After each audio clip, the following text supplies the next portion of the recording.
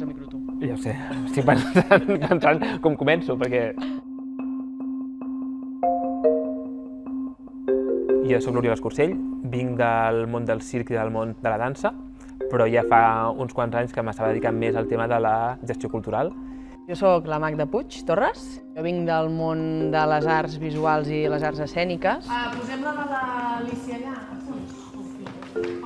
Abans de començar fins i tot a fer circ, els primers referents que vaig tenir personalment amb el circ van ser a través del circ d'hivern i també van ser aquests espais on poder portar a la família i dir mira, mama, això és el que vull fer.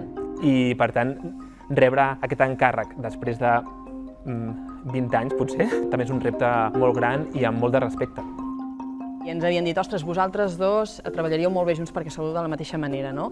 No ens coneixíem gaire. I de cop un dia em truca l'Uri i em diu, escolta, m'han proposat de fer un combinat de l'Ateneu Nou Barris que m'agradaria que el fessis amb mi perquè m'agradaria treballar coses de la dramatúrgia perquè no m'agrada que el circ sigui número.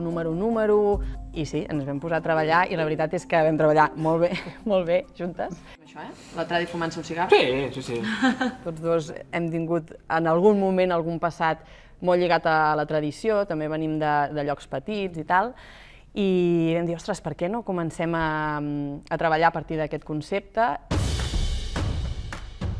La tradició en si, per nosaltres, és com un lloc de trobada, un lloc on es fa comunitat i al final ens plantejàvem una mica de què és el que val la pena preservar del passat. Hi ha coses que sí i també hi ha coses que no.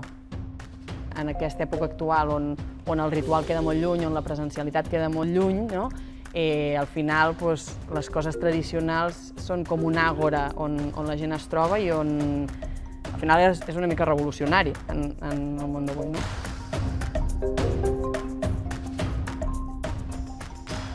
El procés creatiu el vam desenvolupar en diferents parts. Primer sí que la primera setmana la vam voler dedicar una mica a poder posar en comú quin era el món amb el que estàvem treballant, a partir també com de textos, visitar espais. Sí que és veritat que nosaltres partim molt a vegades tant de textos, d'imatges també. Els dos jo crec que hi ha una manera fotogràfica com de treballar.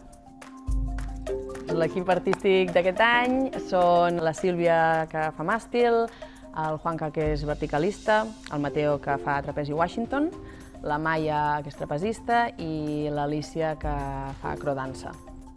I després de l'equip que ens acompanya hi ha el Marc Naia, que fa la música, la Jou Serra, que fa il·luminació, el Víctor Peralta, que fa vestuari, i la Mariona Signes, que fa escenografia. Vendríamos aquí, que yo estoy subida y bajo, pero con las raíces o me invento algo. També està aquí a l'Ateneu Popular de Nou Barris. És com una manera de veure que les coses es poden fer diferent, que no l'estructura sempre guanya. Em pregunto moltes vegades a l'hora de crear des d'on. Al final crec que des d'on ha de ser és des de l'honestedat, des d'on estiguis.